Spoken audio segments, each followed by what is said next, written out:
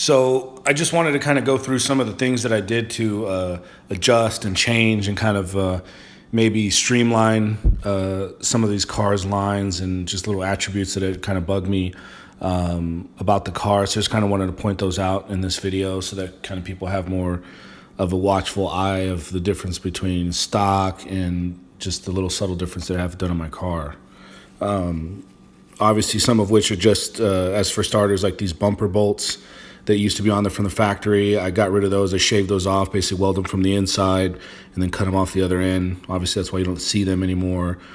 This rear valance, which you'll be able to see in other pictures and videos that are coming up here in a second, instead of bolting the rear valance back up, I just basically welded that to the rear quarters because I hated that line where it just kind of bolted and there was like this factory gap that was right there.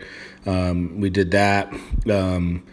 Just to kind of streamline the back end of it, and anywhere that I could. And it seemed like it was a lot easier to do the back than it was the front. So I wasn't really able to cut out the front the way it was, but it does sit a lot more flush in the front anyways.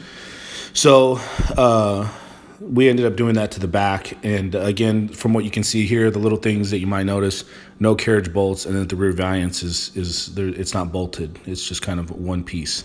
The other thing that I'm kind of showing or pointing out right here is just this line, a drip line or whatever you want to call it, that went from the corner of the glass to the trunk. I welded that closed, so now it's just one back panel or sail panel, whatever you want to call it. The other thing, obviously, that you'll see later in this video is that I raised and flush mounted that glass. In this part right here, you can actually see me just test fitting the rear valance and welding it, and then kind of just going through the mud work on that and just the fine tuning that I had to do over and over and over. It wasn't an easy process, guys, just to get it looking smooth. And here's a picture of the glass, kind of a before and after of how it used to sit, some of the metal work that I had to do to raise up the glass.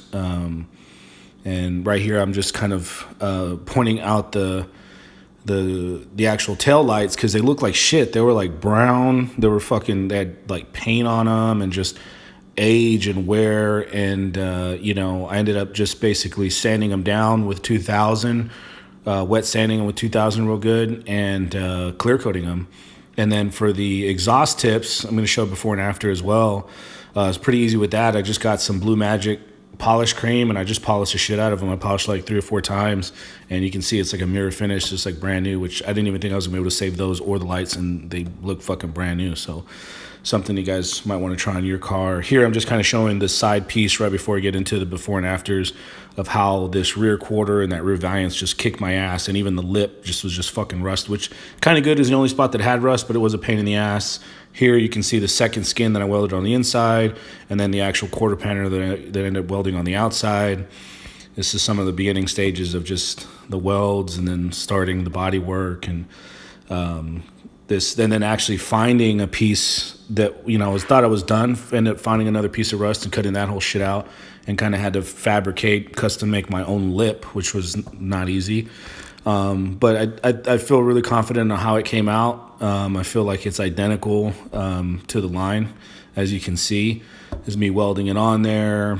I ended up having to put a second skin underneath behind that, weld those gaps. Here's a couple shots of just kind of wiping it for the first time and sanding it and wiping it and sanding it. I probably wiped and worked this quarter in that lip probably 10 times a piece, to be honest. I'm not real proud of that, but I wanted it just to be as perfect as possible. And here's one of the shots before it primed it. It's just a picture showing how the car was. It wasn't a rust bucket to begin with, and it wasn't a piece of shit. Like, it was about 80 to 90% done when I bought it, but it just wasn't what I wanted.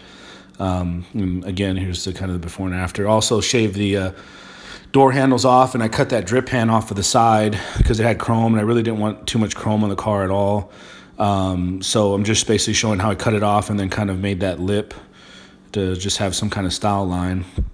Also, there was blinkers on the top of these fenders on each side right here. So, and that's kind of was on both left and passenger side. And then the blinkers on the side, I actually cut and welded those shut as well. It's just a kind of a quick view of the front valance of what I put on, and still have to do the whole front end, which is the grill, the light bezels and stuff like that. But that's pretty much it, guys. I just wanted to kind of show you that.